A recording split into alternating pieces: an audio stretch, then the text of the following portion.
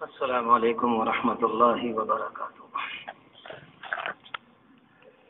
بسم اللہ الرحمن الرحیم۔ الحمد للہ وکفى والسلام علی عباده الذین اصطفى، اما بعد۔ اعوذ باللہ من الشیطان الرجیم، بسم اللہ الرحمن الرحیم۔ رب اجعلنی مقیم الصلاة ومن ذریتی ربنا وتقبل دعاء۔ وقال سبحانه وتعالى ربنا ليقيموا الصلاة فاجعل أفئدة من الناس تهوي إليهم وارزقهم من الثمرات لعلهم يشكرون۔ صدق الله العظيم۔ وقد قال النبي صلى الله عليه وآله وسلم ما عمل ابن آدم من عمل يوم النحر أحب إلى الله تبارك وتعالى من إحراق الدم، أو كما قال۔ اللهم صل على سيدنا محمد وعلى آل سيدنا محمد وبارك وسلم۔ صلى الله على النبي الأمي، صلى الله على النبي الأمي۔ الله أكبر الله أكبر، لا إله إلا الله والله أكبر، الله أكبر ولله الحمد۔ الله أكبر الله أكبر، لا إله إلا الله والله أكبر، الله أكبر ولله الحمد۔ الله أكبر الله أكبر، لا إله إلا الله والله أكبر، الله أكبر ولله الحمد۔ بہت ہی عزت اور احترام کے مستحق میرے بزرگوں، قابل قدر دینی اور ایمانی بھائیوں، مختصر سے وقت میں جو چند منٹ باقی ہیں ابھی نماز کے کھڑے ہونے میں، آپ بھی دعا فرمائیں، میں بھی دعا کروں کہ اللہ تبارک و تعالی صحیح جذبے اور صحیح نیت کے ساتھ محض اپنی رضا کے لیے بات کہنے کی توفیق مرحمت فرمائے۔ اللہ تبارک و تعالی آج کے دن ہماری آپ کی قربانیوں کو قبول فرمائے، اس کی جو روحانیت ہے وہ نصیب فرمائے۔ اللہ اس عمل کے ذریعے ہم سے جو چاہتا ہے ہمیں ویسا بننے کی توفیق مرحمت فرمائے۔ اللہ تبارک و تعالی نے اس دنیا میں جتنی بھی چیزیں ہمیں اور آپ کو نظر آتی ہیں، جو کچھ اللہ نے بنایا ہے، ان کے ساتھ ان کا ایک جسم بھی لگا ہوا ہے اور ان کے ساتھ ان کے اندر ایک روح بھی لگی ہوئی ہے۔ جب تک اللہ کی طرف سے وہ روح اس کے اندر کام کرتی ہے، وہ جسم اور جسم کا وہ حصہ اللہ کے بنائے ہوئے نظام کے مطابق عمل کرتا رہتا ہے اور کام کرتا رہتا ہے۔ ہم نے کتنی مرتبہ اپنے گھروں میں دیکھا ہوگا، جب تک مریض کی شکل میں زندہ ہونے کے ساتھ ہمارے سامنے رہتا ہے، کسی نہ کسی درجے میں اس کے ہاتھ پاؤں کام کرتے رہتے ہیں۔ ایک وقت آتا ہے کہ اس اللہ کے بندے کی روح اس دنیا سے، اس کے جسم سے نکل کر چلی جاتی ہے اس جگہ جہاں اللہ نے روح کو پہنچنے کا حکم دیا ہے۔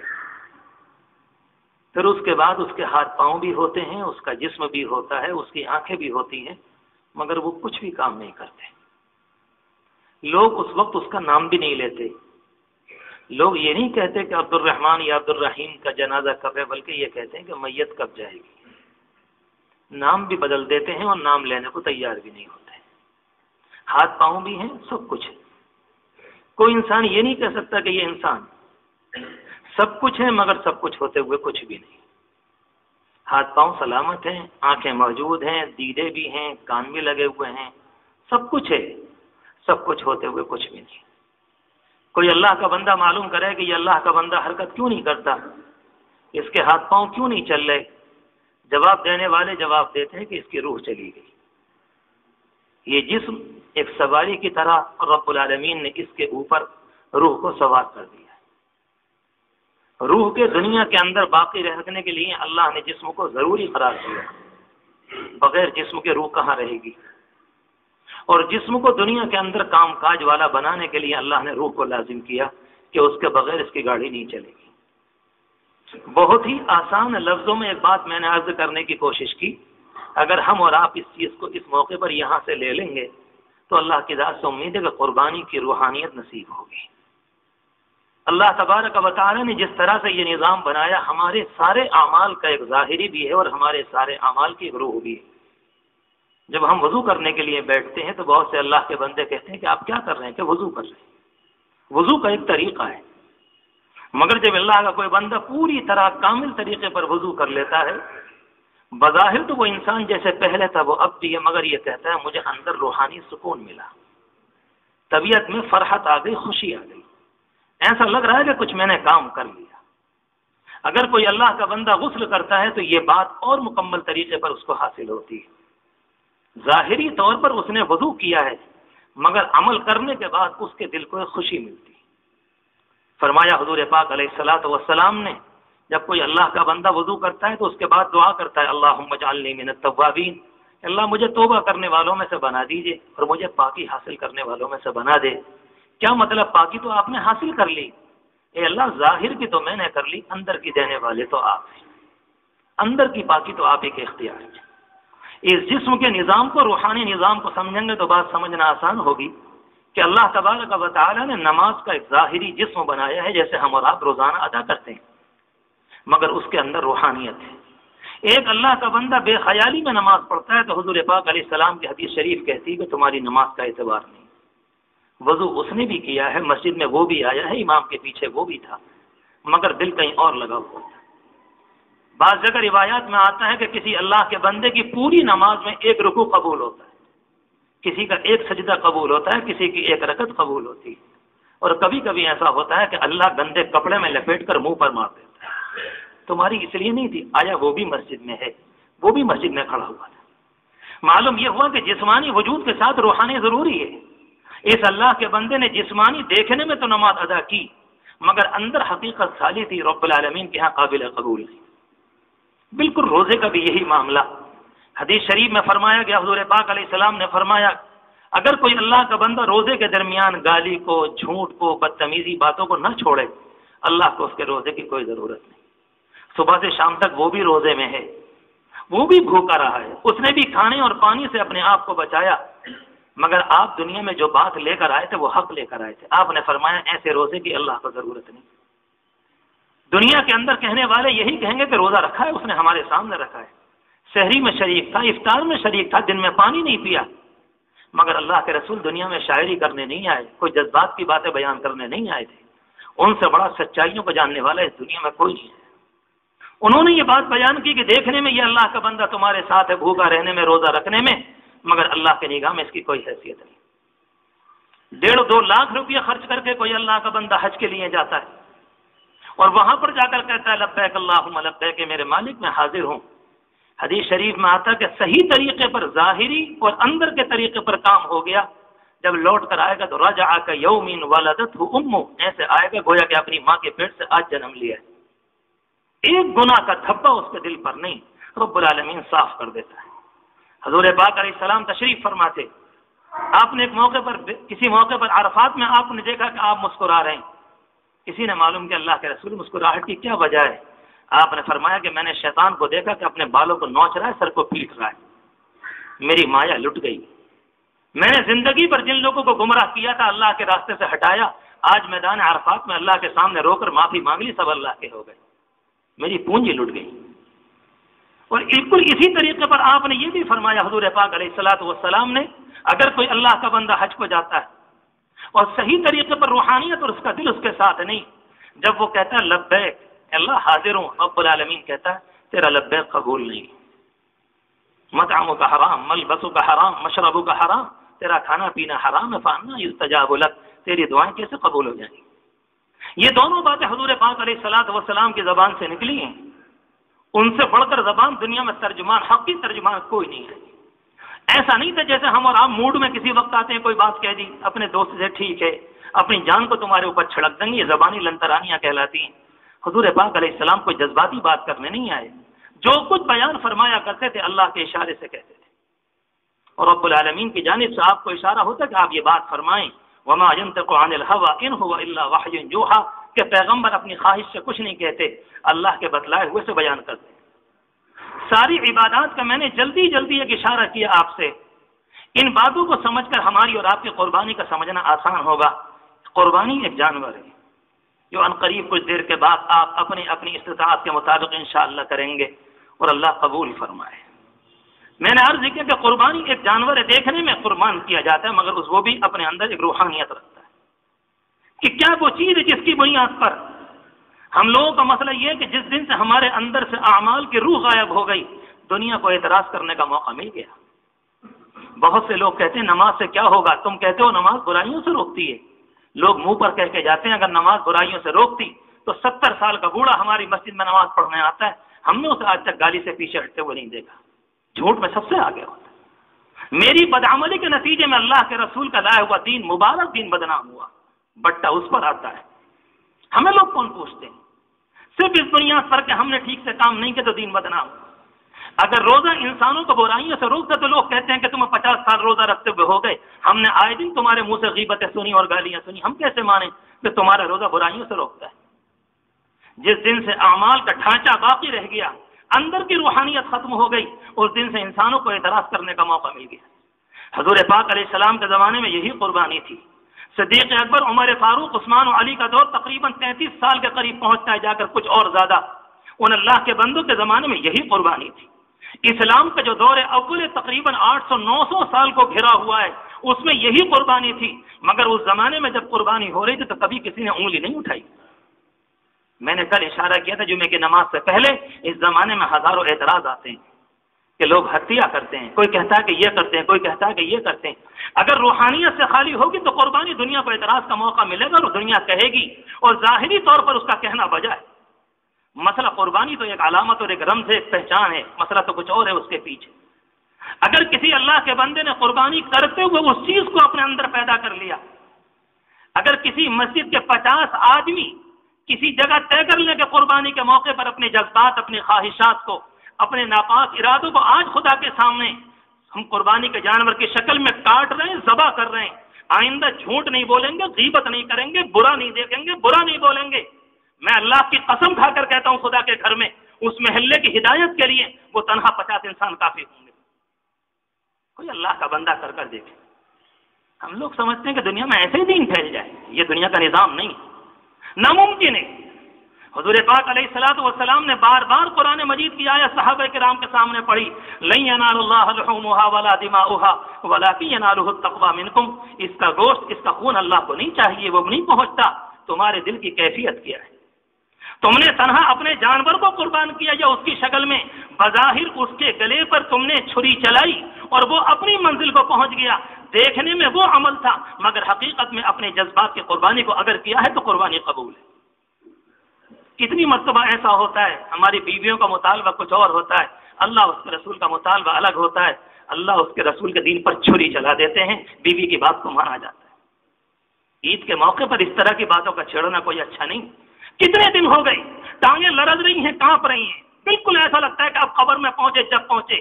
اگر کوئی اللہ کا بندہ کسی موقع پر کہہ دے کہ اب تو کم از کم چہرے کو سنت سے سجا لیں، دائیں بائیں کو کر کے نکل جاتے ہیں۔ کہاں جائیں گے؟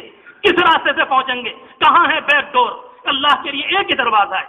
دنیا کے اندر ایک فقیر کو ایک دروازے پر نہ ملے، دوسرے سے مل سکتا ہے، اس کے لیے آپشن موجود ہے، تیسرے پر ملے گا، چوتھے پر ملے گا، مگر اللہ کی قسم میرے اور آپ کے لیے اللہ کے علاوہ کوئی دروازہ نہیں۔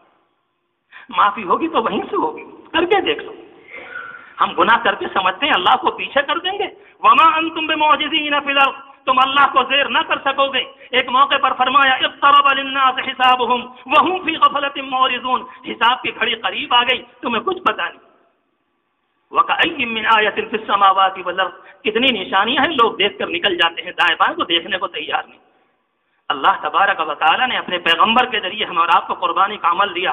ابراہیم علیہ الصلوۃ والسلام کی قربانی، جس کے لیے آپ نے خود فرمایا تھا تمہارے باپ ابراہیم کا طریقہ ہے، ان کا چلن ہے، ان کی ادا ہے، انہوں نے کیا تھا دنیا کے اندر، انہوں نے رائج کیا ہے، اور حضور پاک علیہ الصلوۃ والسلام نے انہی کے دین کے مطابق اپنے دین کی بنیادیں قائم کی، اور بالکل اسی طریقے پر جو پیغام اللہ کے ہاں سے وہ لے کر آئے تھے، آپ نے اثر نو دوبارہ شاندار شکل میں مکمل طریقے پر قیامت تک کے لیے دنیا کے اندر آپ نے جاری فرمایا۔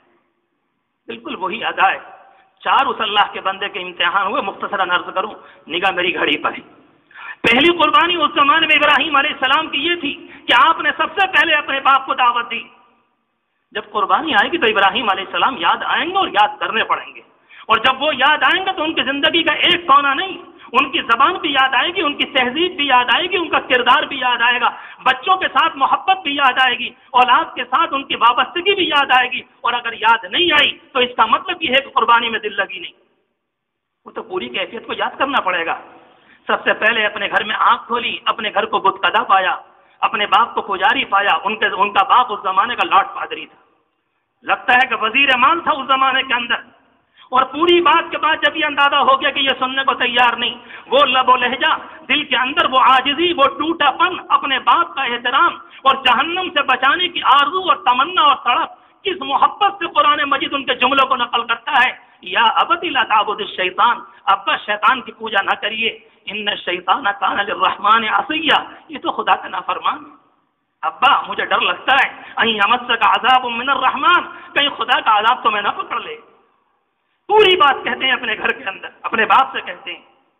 کیا مطلب نکلا اس کا کہ اگر اپنے گھر میں کوئی غلطی نظر آئے گی تو کہا تو ان سے بھی جائے گا۔ ابراہیمی ادائیں، اور ابراہیم علیہ السلام اس امت کے جد امجد ہیں۔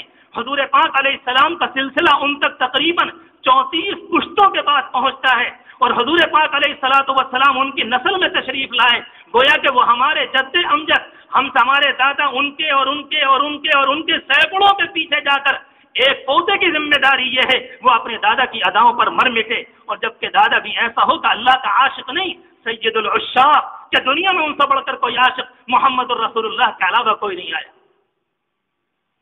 کہتے ہیں بیٹے ہم تم سے بات نہیں کرنا چاہتے، کہا ٹھیک ہے سلام علیکم، ہم جاتے ہیں آپ سے۔ ہم نے اپنی بات دل سوزی کے ساتھ پوری کہہ دی۔ ہم اس موقع پر سچی بات مجھے کہنے دیں، اپنے آپ سے پہلے کہہ رہا ہوں، ہم ابراہیم علیہ السلام کی اس ادا کو اپنے گھروں میں بھول چکے، بالکل بھلا دی۔ کون سی ناپاکی نہیں ہوتی، قربانی کے موقع پر نہیں کہنا چاہیے، مگر حضور پاک علیہ السلام نے نکاح کے موقع پر قرآن مجید کی وہ آیت پڑھی جس میں موت کا ذکر ہے، گویا کہ پیغمبر نے اشارہ دیا کہ خوشی کے موقع پر ٹالنا نہیں چاہیے، یہی تو وقت ہوا کرتے ہیں کہ انسان کا دل لگا ہوتا ہے، بات تو کہنی پڑے گی۔ وہاں سے نکلے اپنے گھر سے آ گئے، بادشاہ نے کہا کہ ٹھیک ہے دوسری آزمائش، کہا کہ ہم تمہارے مشن کے خلاف ہیں، تم غلط باتیں کرتے ہو، کیسے دنیا میں یہ پیغام لے کر آئے؟ ابراہیم علیہ السلام نے اس زمانے میں ایک کام کیا تھا تاکہ قوم کو معلوم ہو کہ یہ بت کچھ نہیں ہے، یہ بے جان ہے، کرنے والی طاقت اللہ کی ہے۔ ہم اور آپ دیکھتے ہیں کسی موقع پر کہیں حادثہ ہو جائے، پولیس آتی ہے، جس جگہ حادثہ ہوتا ہے جس کو جائے حادثہ کہتے ہیں اس کا جائزہ لیتی ہے۔ ابراہیم علیہ السلام جانتے تھے کہ میری قوم پاگل ہے، ایمانی ذہن سب سے پختہ ہوتا ہے، اللہ کے بندوں کا ذہن سب سے کامل ہوتا ہے، اور مشرکانہ ذہن یاد رکھیں، اللہ کے گھر میں کہہ رہا ہوں، دنیا کا سب سے بدترین، دنیا کا سب سے ظالم اور دنیا کا سب سے اذیت پہنچانے والا اگر دنیا کے اندر کوئی ذہن ہوتا ہے مشرکانہ اور کافرانہ ذہن ہوتا ہے، موحدانہ تو ذہن الگ ہوا کرتا ہے۔ ابراہیم علیہ السلام نے ایک موقع پر بیٹھے ہوئے تھے، کہا چاند کی طرف کو دیکھا، آسمان کی طرف کو دیکھا، سورج کی طرف کو دیکھا تو کہتے ہیں ھذا ربی، یہ ہے میرا رب۔ نوجوان سارے کے سارے جانتے تھے یہ ہمارے مشن کا مخالف ہے، اور جب اس دن آپ کی زبان سے یہ سنا کہ یہ میرا رب ہے، ہلچل مچی، چلو ٹھیک ہے کم از کم سورج کو تو مانا، ٹھیک ہے آج تھوڑے سے کو مانا، کل کو اور بھی مانیں گے۔ آپ کے کہنے کا مطلب یہ نہیں تھا کہ یہ میرا رب ہے، آپ یہ چاہتے تھے کہ کم از کم کچھ باتیں تو ہوں، کچھ لے دے تو چلے، اس سمندر میں ہلچل تو آئے، کم از کم کچھ ہلے تو صحیح، یہ تو پتھر کی جرہ جامد ہو گئے، یہ بتوں کے پجاری ہمیشہ کے لیے ایسے ہو گئے، خود بھی بت بن گئے، یہ سننے کو تیار نہیں۔ آپ نے ایک جملہ ان کی جانب ایسا پھینکا کہ قوم میں ہلچل مچ گئی، اور ساری قوم آپس میں باتیں کر رہی کہ تم نے سنا کل ابراہیم نے کیا کہا؟ تم جب قربت پیدا ہوئی تو ایک موقع پر آپ کہتے ہیں انی وجہت وجہی للذی فطر السماوات والارض، میں نے اپنے دل کو اللہ کی طرف کیا ہے جو مالک کائنات۔ آپ یہ چاہتے تھے کہ بات چلے، اس موقع پر آپ نے اس جگہ جا کر بتوں کی مرمت کی، اور بتوں کی مرمت کے بعد اس موقع جب بادشاہ نے لوگوں نے بلایا، گویا کہ آپ جائے حادثہ پر انہیں سبق دینا چاہتے تھے، کم از کم تم یہاں آؤ، اور آنے کے بعد اس موقع پر لوگوں نے کہا کہ کس نے ان کے ساتھ یہ کام کیا ہے؟ کسی نے کہا فتن سمعنا یذکرہم یقال لہ ابراہیم، ایک نوجوان ہے اس کے اندر کچھ ایسی باتیں، ان کو ابراہیم کہا جاتا ہے، لگتا ہے کاریگری اس کی۔ بلایا گیا، آپ یہی تو چاہتے تھے کہ قوم مجھے بلائے گی، اور بڑھا لٹکا ہوا تھا بڑے والے بت کی گردن میں، اس موقع پر آپ نے فرمایا فاسألوہم ان کانوا ینطقون، اسی سے معلوم کرو یہ کھڑا ہوا ہے، اسی سے معلوم۔ ساری قوم کو کہنے پر مجبور کر دیا، اپنی فیلڈ میں اتار لیا، اپنے میدان میں اتار لیا، اور قوم ساری کی ساری کہتی ہے تم تو جانتے ہی ہو ما ہؤلاء ینطقون، یہ بولتے نہیں ہیں۔ اب جو توحید نکل کر آئی ہے، لگتا ہے کہ مارے محبت کے اور خدا کی عظمت کے دل پھٹنے لگا۔ اف لکم ولما تعبدون من دون اللہ، تمہاری بربادی، تمہارا ستیہ ناش، کیوں مٹی کے پجاری بنتے ہو، کس بنیاد پر بتوں کی پوجا کرتے ہو؟ جائے حادثہ پر ان سے یہ بات کہلوائی، ما هؤلاء ينطقون، جو خدا وقت پر بول نہ سکے وہ انسانوں کی مدد کیا کرے گا۔ یہ دوسرا موقع ہے، بادشاہ نے کہا کہ ٹھیک ہے آگ جلائی جائے، اس موقع پر آگ جلائی گئی، ابراہیم علیہ السلام کو ڈالنے کی کوشش کی، اس کے اندر آگ کو پھینکا گیا، جس موقع پر پھینکا جا رہا ہے اس موقع پر رب العالمین آپ کو دیکھ رہا ہے۔ رب العالمین علیم بذات الصدور ہے، یعلم خائنۃ الاعین، مچھلی کے پیٹ کے اندر کون سے بچے اور چھپکلی کے اندر کون سے انڈے، دنیا میں کس کیڑے کے اندر کون سا والا بچہ، اور کس کی آنکھیں کیسی اور کس کا آنکھ کیسی اور کس کا معدہ کیسا اور کس کی ذمہ داری ایسی، رب کائنات علیم بذات الصدور ہے۔ آج تک کبھی کوئی گڑبڑی اس کی خلقت کے اندر نہیں ہوئی۔ عجیب و غریب نظام ہے۔ اللہ تبارک و تعالی نے سب کچھ دیکھا، لوگوں نے ڈالا، اور اللہ چاہتا ہے کہ میں اپنے بندے ابراہیم کو جانچوں۔ جو جتنا بڑا ہوتا ہے آزمائش اتنی بڑی ہوتی۔ ہماری کون سی آزمائش ہے؟ ہماری آزمائش کسی موقع پر ہوتی کہ 2 روٹی شام کو نہ ملے، کہتے ہیں آزمائش ہے۔ پوری زندگی کے اندر سے اللہ رب العالمین نے کھانا کھلایا، اگر کسی ایک موقع پر ناغہ ہو جائے ہاتھ مسل کہتے ہیں کہ روٹی نہیں ملی۔ کبھی یہ بھی کہا کہ اللہ آپ نے تقریباً 80 سال کھلایا تو کیا بات ہو گئی، ایک دن کوئی پریشانی آ گئی؟ 80 سال کا کوئی شکر نہیں، مگر 1 سال کسی موقع پر، ایک دن کسی موقع پر بخار آ جائے اور 4 دن نہ جائے تو کبھی ان سے اور کبھی ان سے، گویا کہ سر سے لے کر پاؤں تک نعمتیں بھول گئی۔ اگر پاؤں میں کبھی کوئی پھانس لگ گئی اور کوئی خیریت معلوم کرنے والا خیریت معلوم کرے تو یہ نہیں کہتے کہ آنکھیں سلامت ہیں، اللہ کا شکر ہے، بلکہ کہانی کو یہاں سے شروع کریں گے کہ پاؤں میں پھانس لگی ہوئی۔ ہم سے بڑا کوئی ناشکرا دنیا میں ہوگا؟ رب العالمین کھلاتا ہے، پینے پر آئے تو کنویں صاف کر دیے، کھانے پر آئے تو ہم نے کونٹلوں کھانا کھا لیا، مگر تمام چیزوں کا احساس بھی کبھی نہیں ہوتا۔ اللہ تبارک و تعالی نے سب کچھ دیکھا، لوگوں نے ڈال دیا آگ میں، جبریل امین آئے، اور بعض روایتوں میں یہ ہے کہ فرشتوں کی دنیا میں ہلچل مچ گئی۔ اللہ کے خلیل کو آگ میں ڈالا جا رہا ہے، اللہ سب کچھ دیکھ رہا ہے۔ جو اللہ اس پر قادر ہے کہ نمرود کو دھسا دے، جو رب العالمین اس پر قادر ہے کہ نمرود کو مار دے، جو اللہ اس پر قادر ہے کہ قارون کو دھسا دے، جو اللہ اس پر قادر ہے کہ نوح علیہ السلام کی بد دعا کے نتیجے میں پوری قوم کو غرق کر دے، اور جو اللہ اس پر قادر ہے کہ ایک اشارے میں جبریل امین نے ایک انگلی کے ذریعے قوم لوط کی بستی کو اٹھایا اور آسمان کے پہلے حصے تک لے گئے اور لے جا کر پٹک دیا کہ اس دنیا میں زناکاروں کے لیے کوئی جگہ نہیں۔ وہ اللہ اس پر قدرت رکھتا تھا کہ پوری قوم نمرود کو ہلاک کر دے، مگر اللہ چاہتا ہے میں اپنے خلیل کو دیکھوں کہ معاملہ ہے کیا۔ قوم نے ڈال دیا آگ کے اندر، جبریل امین آئے، اور روایتوں میں آتا ہے ہچکیاں روتے ہوئے کہ فرشتوں سے دیکھا نہیں جا رہا، کہا میں آیا ہوں آپ سے معلوم کرنے کے لیے کیا چاہتے ہیں۔ ابراہیم علیہ السلام فرماتے ہیں کہ یہ بتاؤ بھیجے ہوئے ہو کہ خود آئے ہو؟ کہا کہ خود آیا ہوں۔ کہا اما انت فلا، تمہاری ضرورت نہیں، میرے اللہ کی مرضی اگر یہ ہے تو بندہ کودنے کو تیار ہے۔ کود پڑا آتش نمرود میں عشق۔ عجیب و غریب کہانی ہوتی ہے اللہ کے عاشق بندوں، اپنے آپ کو ڈال دیا۔ جبریل امین کہتے ہیں اللہ سے سوال تو کرو۔ عجیب و غریب جملہ ہے، فرمایا علمہ بحالی، اللہ میرے حال سے خوب واقف ہے۔ رب العالمین نے اسی آپ کو بالکل گلے گلزار بنا دیا۔ یہ دوسری آزمائش۔ تیسری آزمائش تقریباً 100 سال کے بعد سے، تقریباً جب بڑھاپے میں ہیں، آخری درجے کی کمزوری، رب العالمین سے اولاد مانگتے ہیں، اور رب العالمین سے بھیک مانگ کر رو رو کر بچے کو مانگا، اور رب العالمین نے جب بچہ عنایت فرمایا کچھ ہی دن کے بعد حکم ہوتا ہے کہ ابراہیم اس بچے کو لے جا کر جنگل میں چھوڑ کر آؤ۔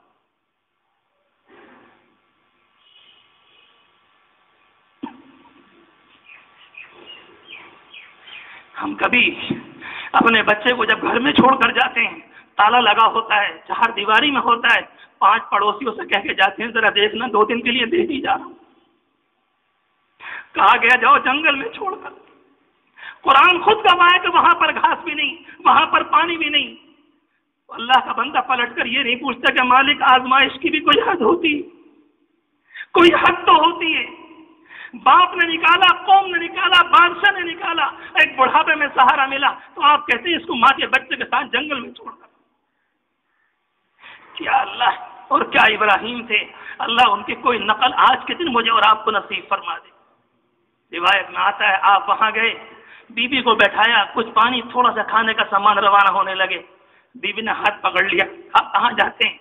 کہا کہ بات کرنے کو منع کیا گیا ہے۔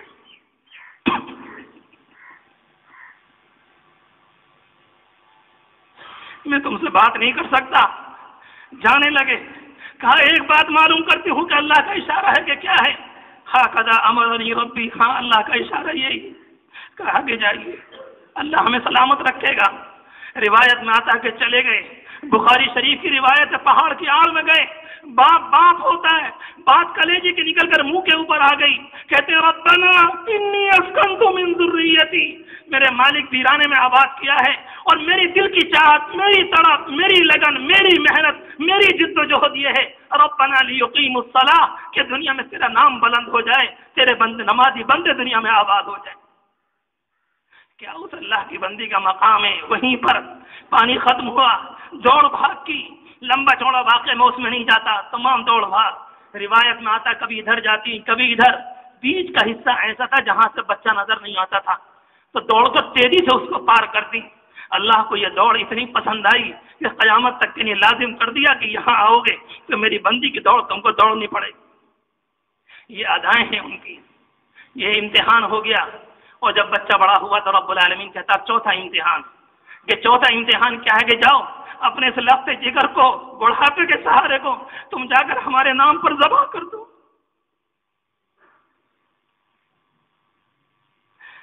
حضور پاک علیہ السلام کی آزمائش، 23 سال کی زندگی ایسی لگتی ہے کوئی دن ایسا نہیں جس میں صبح کو شام کو آزمائش نہ ہو اور آپ نے کبھی قربانی نہ دی۔ حضرت عائشہ فرماتی ہیں کہ ایک موقع پر ہم نے کپڑے دکھلائے لوگوں کو اور 2 کپڑے تھے حضور پاک علیہ السلام کے، اور آپ نے فرمایا تمہارے نبی پر کبھی اتنے کپڑے نہیں تھے کہ وہ لپیٹ کر رکھے جاتے۔ ہماری الماریاں بھری ہوئی ہیں مگر اللہ کے شرف سے پیچھے کو نہیں ہٹتی، الماریاں بھری ہوئی ہیں۔ کہتے ہیں نہیں ٹھیک ہے، ایک جوتے نہیں کتنے جوتے لائنوں میں لگے ہوتے ہیں مگر شکر کے زبان سے ایک جملہ نہیں نکلتا۔ اگر کسی موقع پر عید میں جوتے نہ آئیں تو عورتیں کہتی ہیں کہ میچنگ نہیں، ہم کیا جانے کس کو اسلام کہتے ہیں۔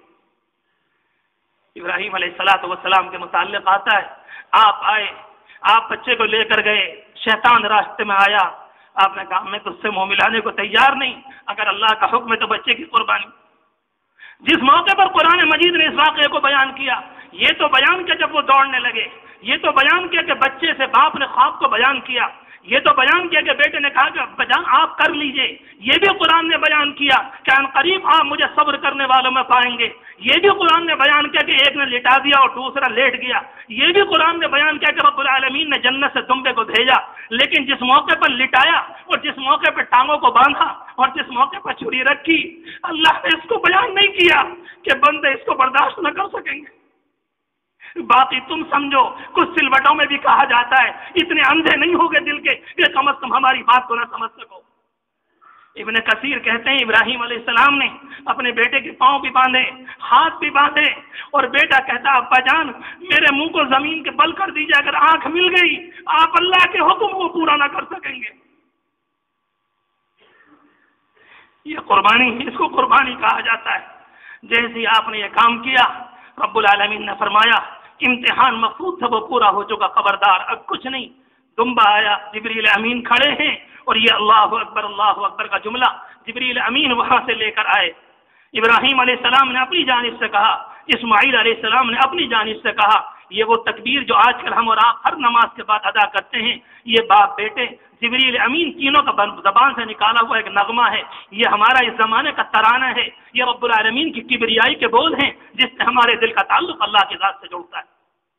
جب یہ بات پوری ہو گئی رب العالمین فرماتا ہے ہم نے تمہیں آزما لیا، ہم انسانیت کا امام بناتے ہیں۔ اس موقع پر آپ نے دعا فرمائی، اے اللہ میری ذریت میں ایک نبی بھیج دیجئے، ایک نبی بھیج دیجئے جو انسانوں کو پاک و صاف کرے۔ بہت زمانے کے بعد تقریباً 2500 سال کے بعد حضور پاک علیہ السلام اس دنیا میں تشریف لائے۔ آپ فرمایا کرتے تھے انا دعوت ابی ابراہیم، میں تو اپنے باپ ابراہیم کی دعا کا نتیجہ ہوں، انہوں نے دعا کی تھی، اس موقع پر پھر اللہ نے مجھے بھیجا۔ اللہ کا شکر ہے کہ میں اور آپ حضور پاک علیہ السلام کی امت میں ہیں۔ اس موقع پر سب سے پہلے اپنے آپ سے اور پھر آپ سے کہنا چاہتا ہوں کم از کم قربانی سے پہلے اس روح کو تازہ کر لو کہ قربانی کس کو کہتے۔ کتنے لوگ ہیں نماز کہتے کہتے دنیا تھکی جاتی ہے، نماز پڑھنے کی توفیق نہیں۔ بیوی کے چاہت کی بنیاد پر ہم اسلام کو ذبح کرتے ہیں، لڑکیوں کے پہناووں کی بنیاد پر اسلام کو قتل کرتے ہیں۔ آج کی قربانی کی شکل میں ہم سب عہد کر کے جائیں یہاں سے، آج اپنے جھوٹ کو قربان کریں گے، اپنی غیبت کو قربان کریں گے، اپنی بدنگاہی کو قربان کریں گے، اپنے غلط سننے کو ذبح کریں گے اور رب العالمین سے عہد کریں گے اللہ देखने में जानवर कुर्बान किया, अपनी सारी नापाकियों को भी कुर्बान कर दिया। और आज से हमारे और आपके बीच में कोई नहीं, अगर कोई टकराएगा हम भी उसी तरह से कंकरी मारने वाला अमल तो नहीं, मगर वो अमल करेंगे जो आपने शैतान के मुकाबले में किया। तेरा हमारा कोई ताल्लुक नहीं, हम इब्राहिम की नस्ल में हैं और वो मूरी से आला हैं और उनका काम ये था तो उनकी औलाद भी वही काम करेगी। यहाँ पर अहद करें, आजिज़ाना तौर पर कहता हूँ, हम में से ऐसा कौन सा है जो गुनाह ना करता हो, जिससे गुनाह ना हुए हों। दिन रात गुनाहों के सिवा कुछ नहीं हो रहा, दिन रात गुनाहों के सिवा। सोचो कि मौके पर डायरी बनाएं कि हम कितने झूठ बोलते हैं, कितनी गीबतें, कितनी बदतमीजियां, कितना फूहड़पन, कितना गलत। मौत का वक्त करीब है, यकीनी तौर पर करीब है। एक वक्त आएगा मैं और आप कब्र में होंगे, अपने आमाल के साथ होंगे। इब्राहीम अलैहिस्सलाम के मुताल्लिक़ आता मैदान क़यामत में अल्लाह के अर्श को पकड़े हुए होंगे और थक कर कांप रहे होंगे और कहेंगे रब्बी इन्नी ला असअलुका इल्ला नफ्सी, अल्लाह आज के दिन आपसे अपने आप के अलावा कोई भीख नहीं मांगता। रब्बुल आलमीन हमें और आपको इस्तिहज़ार नसीब फरमाए, सही नीयत नसीब फरमाए, कुर्बानी की रूहानियत हकीकत नसीब फरमाए। मसला तनहा ये नहीं कि कुर्बानी कर ली, अगर ये नहीं हुआ बज़ाहिर कुर्बानी हुई, माया नसीब ना हुई। रूह के बगैर जिस्म काम नहीं करता और जिस्म के बगैर रूह काम नहीं करती। कुर्बानी भी करनी है उस रूहानियत के साथ। उस मौके पर 1 मिनट पहले ज़बा करने से हर अल्लाह का बंदा जो ज़बा कर रहा हो तो हिस्सेदार सामने खड़े होकर नियत कर ले कुछ देर अल्लाह के लिए। अल्लाह इब्राहीमी अदाएं हैं, हुजूर पाक अलैहिस्सलाम का तरीक़ा है, आपका हुक्म है। हम इस जानवर की कुर्बानी के मौके पर हम आपसे भीख मांगते हैं और अहद करते हैं आइंदा कभी कोई गुनाह नहीं करेंगे। और आज इस जानवर की शक्ल में नाजायज सारी मोहब्बतों को ज़बा करते हैं। आप हमारे इस अमल को कबूल फरमा लीजिए। मालिक इब्न दीनार रहमतुल्लाह अलैह के मुताल्लिक़ आता है कि एक मौके पर उन्होंने देखा एक इंसान को, वो बेचारा जमीन में घिसटता वो हज करने जा रहा था, टांगों से माजूर, हाथों से माजूर। मालिक इब्न दीनार ने कहा कि कहाँ कि हज करने के लिए सैकड़ों मील की मसाफत कहाँ चले जा रहे हो, कैसे वहां पर पहुंचोगे? कहा कि तुम क्या जानो, जिसे अल्लाह से मोहब्बत होती वो तो इसी बल चलकर जाया करता है। मालिक इब्न दीनार घर में आए और आकर कहने लगे कि ऐसे अल्लाह के बंदे को देखा है जाते हुए जो जमीन में घिसटता हुआ जा रहा है, इंशाअल्लाह इस मर्तबा का हज सबका कबूल होगा, मुझे भी जाना चाहिए। आप भी तशरीफ ले गए और आपने शागिर्दों से कहा कि ये अल्लाह का बंदा कहीं मिले तो मुझे बताना। उस अल्लाह के बंदे को तलाश किया, मैदान अरफात में नहीं मिला, मिना में नहीं मिला, कंकरी मारी जाती वहां नहीं मिला।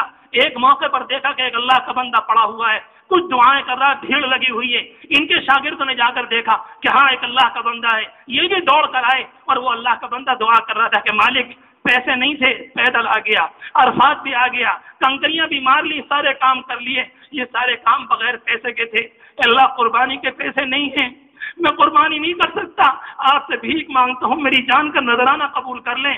मुअर्रिखीन लिखते हैं कि उसी वक्त इंतकाल हुआ और रब्बुल आलमीन को बंदा प्यारा हो गया। ये अदाएं हैं लेने की।